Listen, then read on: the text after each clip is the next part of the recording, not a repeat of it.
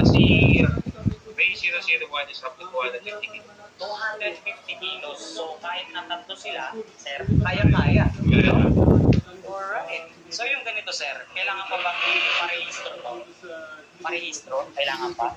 Si Ray 001 at guidance natin is natin under pa dyan sa category na hindi siya kailangan ng lisensya sa hindi pa rin ito tumatakbo na above 50 kilos.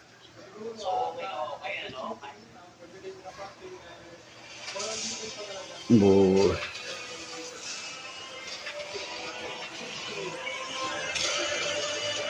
Kahit na saan nila gamitin pang service, pang hatid sundo sa mga anak, okay na okay to, sir. Tulad nga umaraw, laban na laban din itong unit. Dahil kita nyo naman, secured, may bubong, may trapal, talagang hindi kayo mababasa kapag ito yung unit na gamit nyo. So sa ganito, sir, nasa magkano ang presyo natin?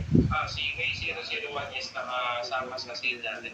Kapag natin kanina, meron tayo mga units na naka-mark out with. Original price is 35,000, pero ngayon naka-mark out siya. Yung sale natin, for only 28,000, meron ka ng raising.